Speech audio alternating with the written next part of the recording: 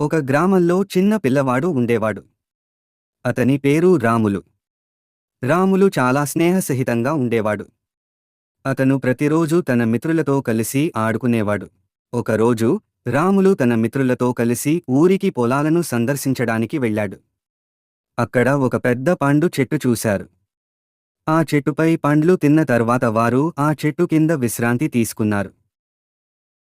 ఇంకా ముందుకు వెళ్లి వారు ఒక చిన్న పగడంపై ఆటలు ఆడుతున్నారు. ఆ సమయంలో ఒక తుప్పి బయటకు వచ్చింది. పిల్లలు దానిని చూసి భయపడిపోయారు. కాని రాములు సాహసం చేసి తుప్పిని చూశాడు. తుప్పి నీరజన పాత్రలా పూచింది. పిల్లలు ఆశ్చర్యపోయారు.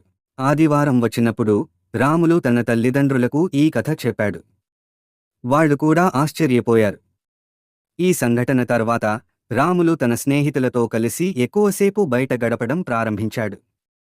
అతను ప్రకృతిని ప్రేమించడం నేర్చుకున్నాడు. ఇలా రాములు తన స్నేహితులతో కలిసి ప్రతిరోజు ప్రకృతిని ప్రేమిస్తూ ప్రకృతికి సేవ చేయడం ప్రారంభించాడు. అతని సాహసం మరియు ప్రేమతో గ్రామంలోని ప్రతి ఒక్కరూ రాములను గౌరవించడం ప్రారంభించారు. అందరికీ ప్రకృతి పట్ల ప్రేమ మరియు జాగ్రత్త అవసరం అనే విషయం అర్థమైంది.